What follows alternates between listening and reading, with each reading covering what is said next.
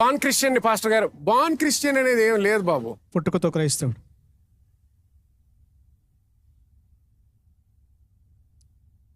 బాన్ Christian అనేది ఏం లేదు. నా పిల్లలు నేను నా పిల్లలు పుట్టక ముందర నుంచే నేను పాస్టర్ని. అయినా కూడా వాళ్ళు నాకు పుట్టిన, నా భార్యకు పుట్టిన వాళ్ళు ఏం క్రిస్టియన్స్ కాదు. క్రిస్టియన్స్గా పుట్టరు ఎవడు. వాళ్ళు క్రిస్టియన్స్గా పుట్టారంటే ఇంకా వాళ్ళకి యేసుక్రీస్తు అక్కర్లేదన్నమాట. అంటే వాళ్ళు పాపం చేయలేదన్నమాట. బాన్ క్రిస్టియన్ అనేది ఎవరికి ఉండదు. ప్రతి వాళ్ళము పాపులుగా పుడతాం ఈ లోకంలోకి. కానీ యేసు క్రీస్తుని నువ్వు ఎప్పుడైతే తెలుసుకుంటావో అప్పుడు క్రైస్తవుడిగా మార్చబడతావు.